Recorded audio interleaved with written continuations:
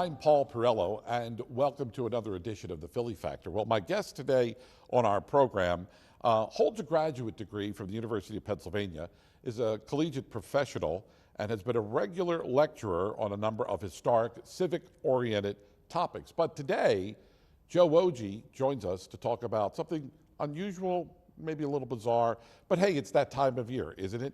Yeah, it's time for Halloween and everything that goes bump in the night. Joe joins us here to talk about the dark side and maybe even the bizarre side of Philadelphia. Voted best city tour each year since its inception, and the only tour out of over 100 featured on Anthony Bourdain's The Layover on the Travel Channel, Grim Philly has amassed a cult following with educational but gritty adults-only tours on serial killers, vampires, ghost hunting, and grave robbing. Oh my.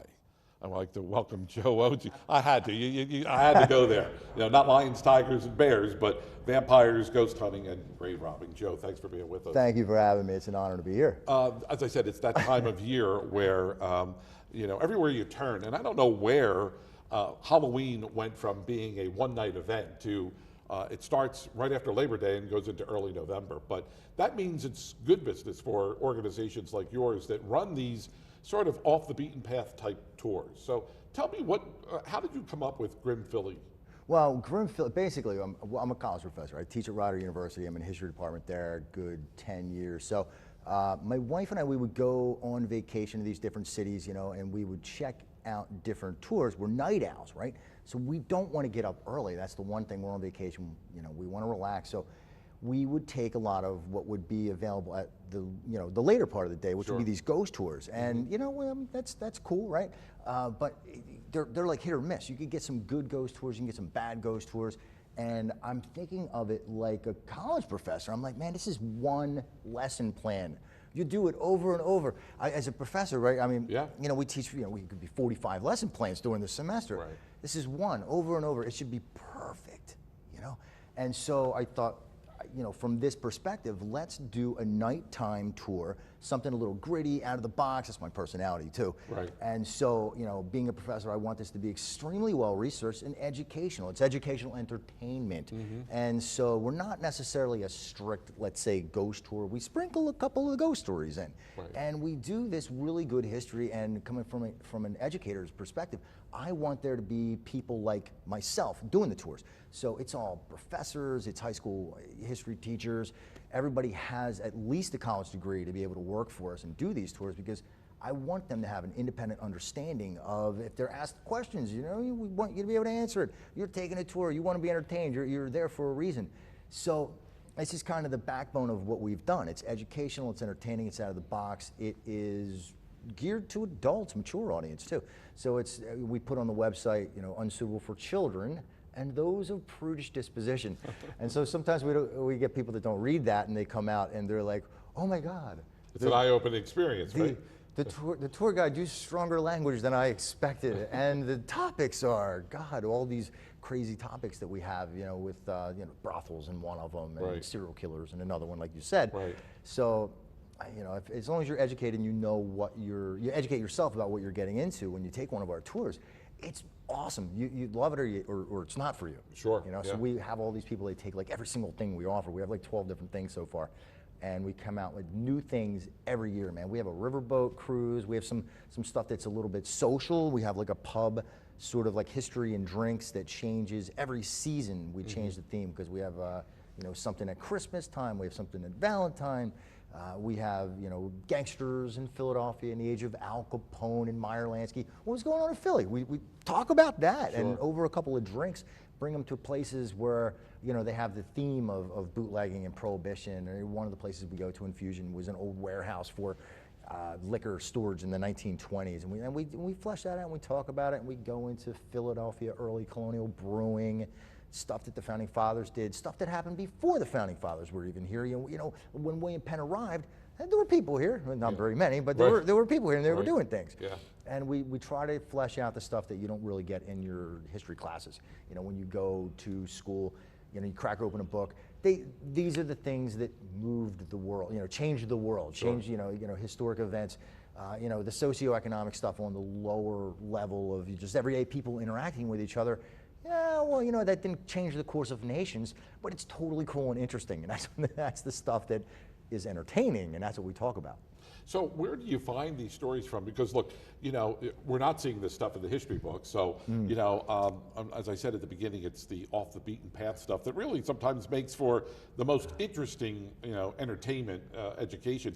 But so how much research, how much planning, how much? A ton. A ton, I'm sure. A ton of it, yeah. You know, you're not going to go to the free library and find a book on off the beaten path Philadelphia. Maybe you will, but in terms of incorporating this into a tour, you really have to do your homework, not only you, but the other folks, the other tour guides, to make sure that you get it right. You want to present what would have been an accurate description of what was going on in Philadelphia in the 1700s, 1800s, even the 1900s for that matter. So exactly, yeah.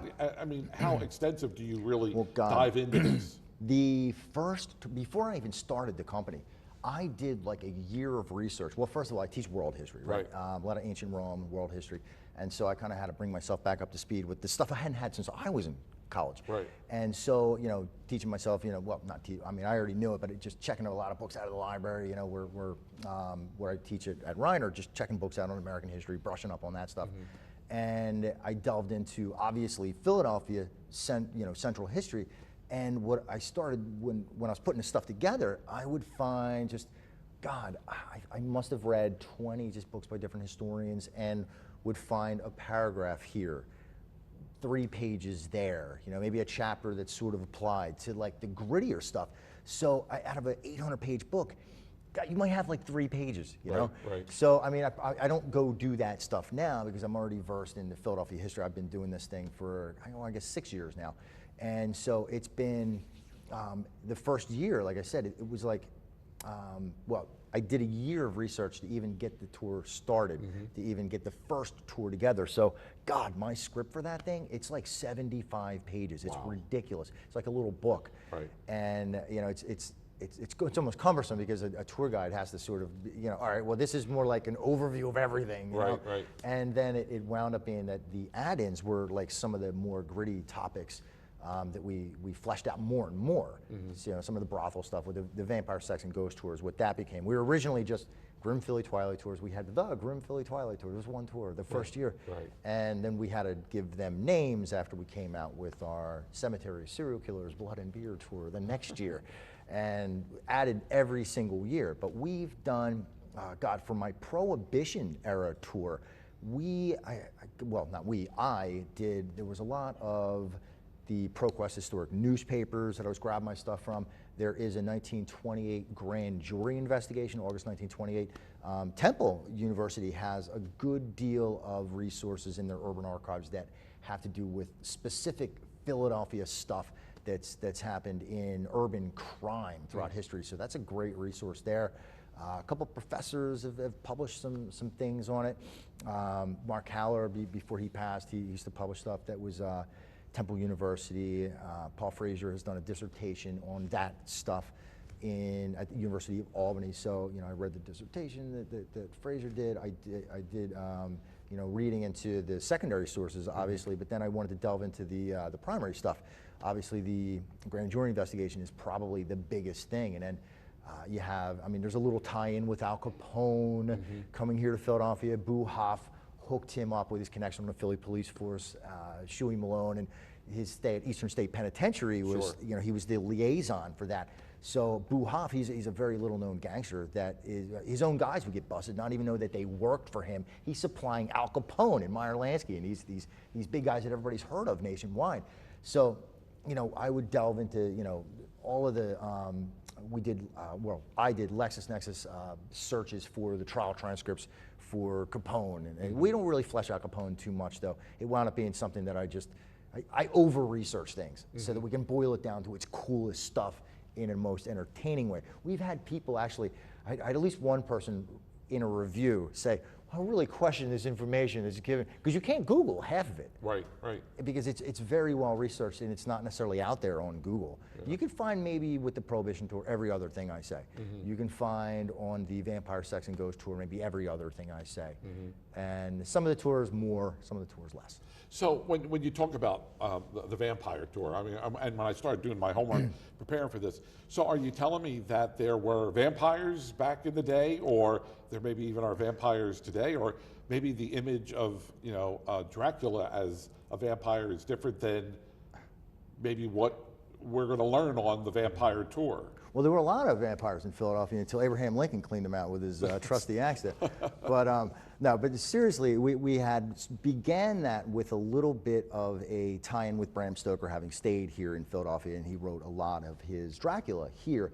And we began the tour with that and really expanded the vampire tie-in to colonial and European too, folklore, and the superstition that people had way back when that began really in Eastern Europe, worked its way in through like the British Isles and came over here with them, and was really, I guess, revived a little bit during the Revolution with the Hessian soldiers that came over here too.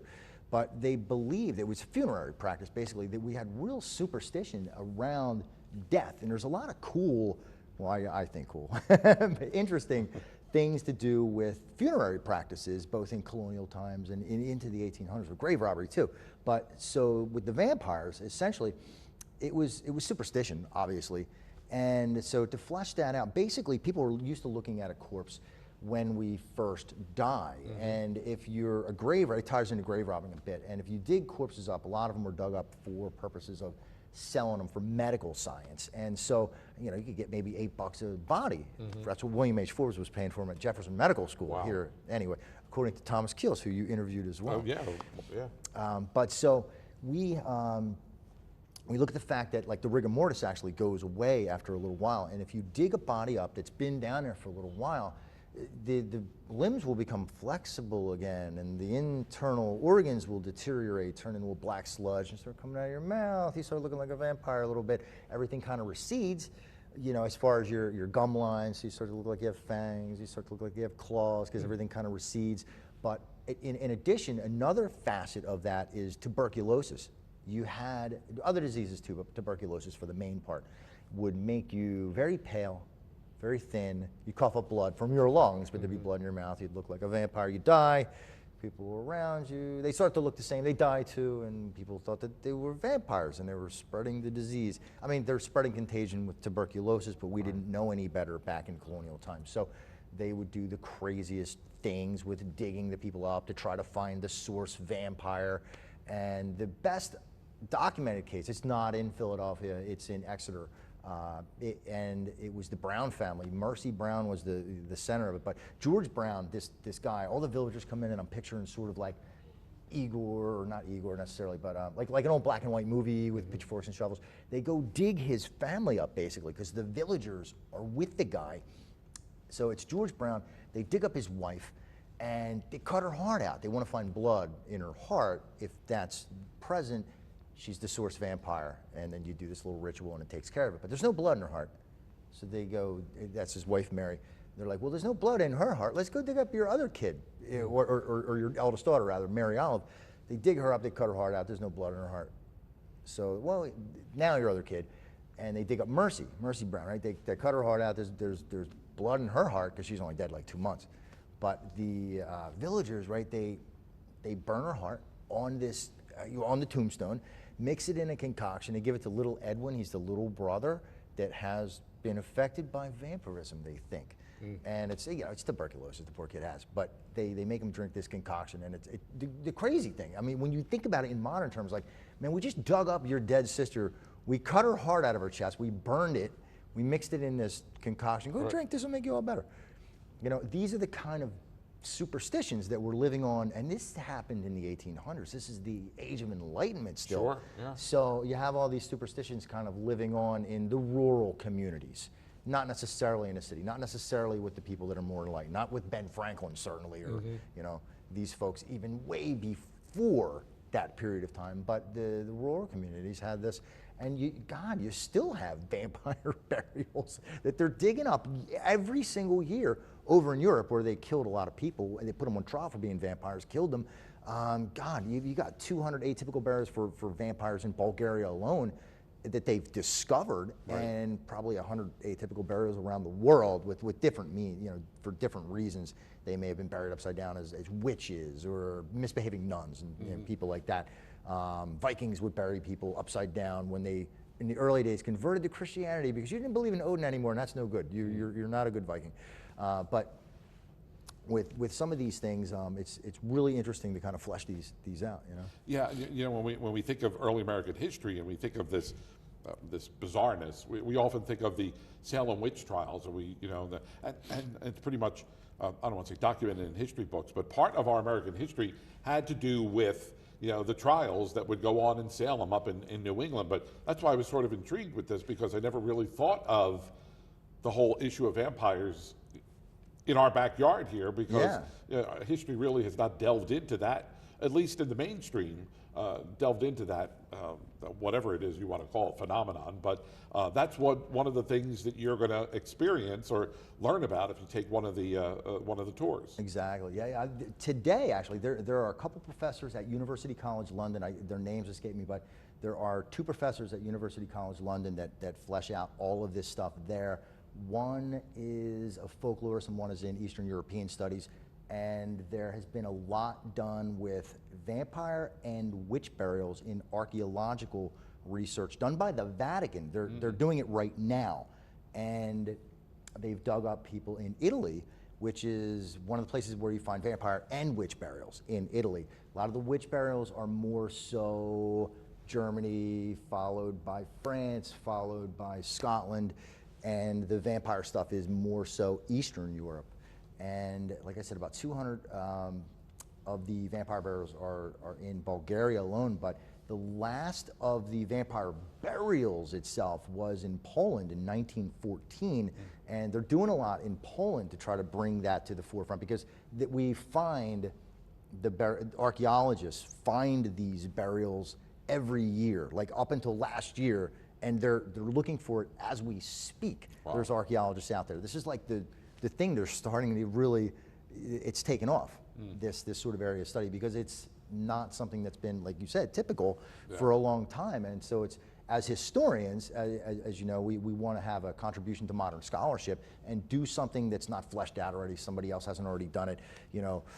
Books on the Civil War and the Revolutionary War in the United States, they've been done over and over. Sure. They're great, but a lot of people have had a lot of interest, and they've been done a lot. I mean, how many people have written books on World War II and World War I? And so vampire burials, witch burials, this is something almost new. It's not new, but to modern scholarship, it's new. Tell me, for our audience that might be interested in taking one of your tours, you started out with one, you're now up to how many tours? God, I think we have about 12 tours at this point. So give me an idea of how the tours run, where do they run, how can they get information on taking a tour? We have a couple of different formats. We have the original format that we had sort of with our Vampire, Sex, and Ghost tour and our serial killer tour, cemetery and serial killer tour, that are mostly like fact-packed informational. You just get bombarded with a lot of great, awesome facts that are out of the box. And it's a walking tour where you see a lot of historic sites. It's an eclectic dark history mix is what we call it, because you see a lot of the founding fathers kind of sites. You'll see Betsy Ross' house, George Washington's house. You'll see these things. But in the context of that, there were other things going on in the city of a grittier nature, like brothels and things like that, that were mixed into the main part of Philadelphia, which was a lot smaller back then. Sure, yeah. And so that's one sort of tour that we do, the fact-packed informational tour that's a walking tour. The second kind of tour we do is a more social tour, and we have history and drinks. So we try to do in the nicer weather. We'll make it 2 tours in one, where you get an hour of that fact-packed stuff, because we're all educators. We want you to learn something. And so we try to give you that in the first hour, bring you around at some historical sites, like we might with the Oktoberfest. It's an Oktoberfest Halloween and Haunted Tavern tour. So we bring it to some colonial brew sites in Philadelphia. We bring you, we give you, there's a witchcraft story that's pretty cool, so we bring you to the Quaker Meeting House where that happened. We bring you to Franklin's grave, and we bring you to a couple of other places where we have like, there's a pirate ghost story in this hotel that burned down. We bring you where that was. And we give you some cool stuff in that beginning portion, and then we hit a couple of establishments. You know, typically we've hit JJ Bootlegger's Moonshine Bar, Han Dynasty, Zento Contemporary Japanese Cuisine, and Sake Bar. They're the three probably that we work with on the most regular basis.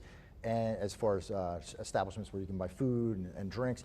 And what we'll do is we'll start to, and this year we added in the beer stube, and we'll have a couple of drinks, we'll have a little bit of snacks, and then it will become more lightly narrated over some drinks so people can come out and socialize. And we like those tours to be a little bigger actually, so that people that come out can hang out with each other. They can get to know one another and have a good time. And so there's like a 2-hour after thing, and we'll give drinks away. You know, were you paying attention? And we'll ask like Jeopardy style questions. Yeah. On our bootleggers tour, typically we'll give away a bunch of extra moonshine shots over at JJ's.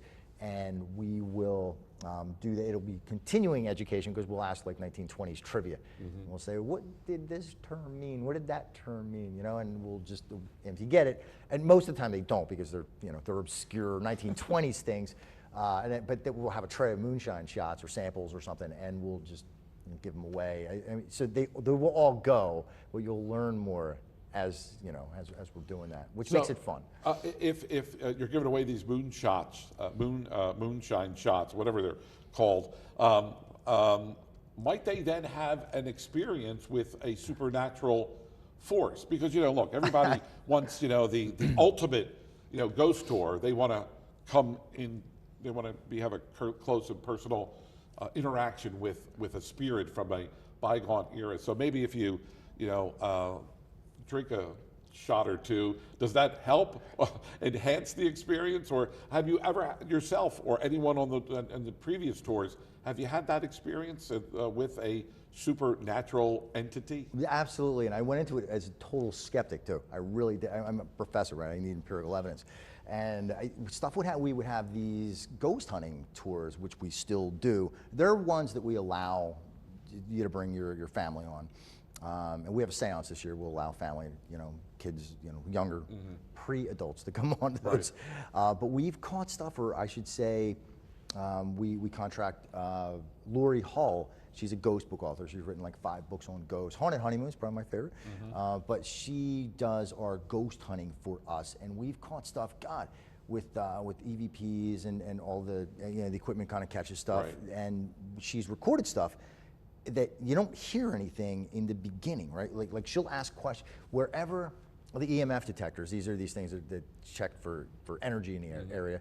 Wherever they're catching stuff, she'll then right there ask some questions. These apparitions, we get a lot of this stuff in like Washington Park where you have like mass burials of like 5,000 people there, and she'll ask questions to the spirit where she thinks, and she's a medium, and be recording it. And you don't hear anything until she plays it back, and you hear like garbled answers to what she asked, and it's right in front of me.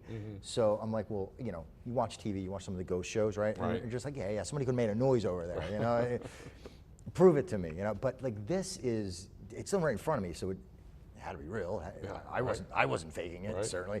But guests have caught stuff, and they've posted it up to our Facebook page with videos and pictures that they've caught like orbs and stuff like that. And the videos, that's the most interesting stuff, because like orbs like flying around and moving around. It was crazy. They posted it up to our Facebook page. We did a lot of these, like in 2013, we did a lot of midnight ghost hunting. We backed it up. We just call it ghost hunting now because we don't do it at midnight anymore.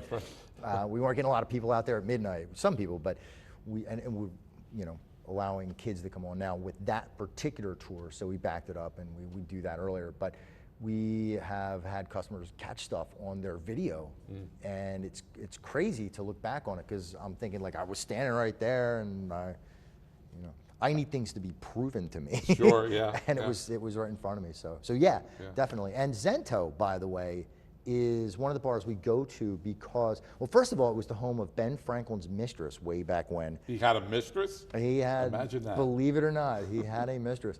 And also it's haunted. It's ranked as one of the 5 most haunted bars in the United States. By and large, because I said that it was, the culturists, they called me and I said, well, I could give you the most common ghost story in Philly, which is City Tavern, or I could give you the most realistic one, which is actually, because and they said, well, give us both, we'll choose. And they did Zento's because it is the most realistic one. But all the servers in there will tell you it's haunted. And they're friendly ghosts, it's like Casper, it's not scary or anything like that. You usually don't see it when there's a lot of people there because they'd be scared off by the noise, I suppose. Yeah. Casper I could do. I mean, Casper's cool. Casper's cool, yeah. Quickly here, because we're short on time. We can go on for another hour. We could. Website and phone number, I guess, if people want to book a tour or find out more information. GrimPhilly.com. Grim is spelled with 1 M, like the Grim Reaper. Right. So GrimPhilly.com. You can email info@GrimPhilly.com, or you can give us a call, 856-829-3100. 856-829-3100. All right. Well, needless to say, something different and unusual, and not just for this time of year, but they do run these tours throughout the year, and they're special tours that come up at Valentine's Day and throughout the year. So you might want to check out grimphilly.com. You got it. And hey, look, it's worth the price of admission for sure. And who doesn't like a good ghost story, right? So check it out. Go online and book a reservation, and who knows, you might encounter one of those things that go bump in the night. Joe, I want to thank you for spending some time with us here on the program. Thank you, Paul. Thank you for having me. All right. Enjoy the rest of the day. Thank you so much for watching us here on the Philly Factor. Until next time, my name is Paul Perillo. Thanks for being with us.